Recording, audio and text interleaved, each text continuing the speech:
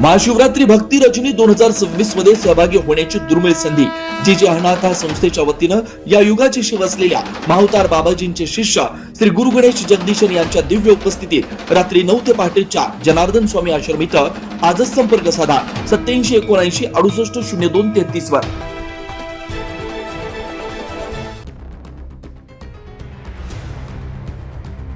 नाशिक महानगरपालिकेच्या महापौर आणि उपमहापौर पदाच्या निवडणुकीनंतर शहराच्या राजकारणात मोठी खळबळ उडाली आहे। या निवडणुकीत भाजपच्या हिमगौरी आडके यांची महापौर तर शिवसेना शिंदे गटाचे विलास शिंदे यांची उपमहापौर म्हणून बिनविरोध निवड झाली। मात्र उपमहापौर पद न मिळाल्यानं शिवसेना शिंदे गटाचे महानगर प्रमुख तथा नगरसेवक प्रवीण तिनमे यांनी तीव्र नाराजी व्यक्त केली। आपल्यावर अन्याय झाल्याचा आरोप करत प्रवीण तिनमे यांनी आपल्या महानगर प्रमुख पदासह नगरसेवक पदाचा देखील राजीनामा देणार असल्याची भूमिका सामाजिक माध्यमांवर जाहीर केली। दरम्यान 2 दिवसापूर्वी उपमहापौर विलास शिंदे हे उपमुख्यमंत्री एकनाथ शिंदे यांची भेट घेण्यासाठी गेले होते।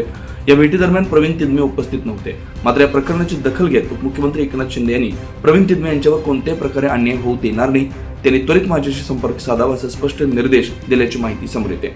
या पार्श्वभूमीवर आज सकाळी 11 वाजता प्रवीण तिनमे माध्यमांशी संवाद साधणार आहेत। ते राजीनाम्यावर ठाम राहणार की पक्षात समेटाची भूमिका घेणार याकडे नाशिकच्या राजकीय वर्तुळासह सर्वांचं लक्ष लागून राहिलं आहे। नाशिकच्या राजकारणात नेमकं पुढे काय घडणार, शिंदे गटातील नाराजी शमणार की आणखी वाढणार हे बघणं महत्त्वाचं असणार आहे। 9 न्यूज महाराष्ट्रासाठी प्रतिनिधी अमोल वाघमोडे, नाशिक।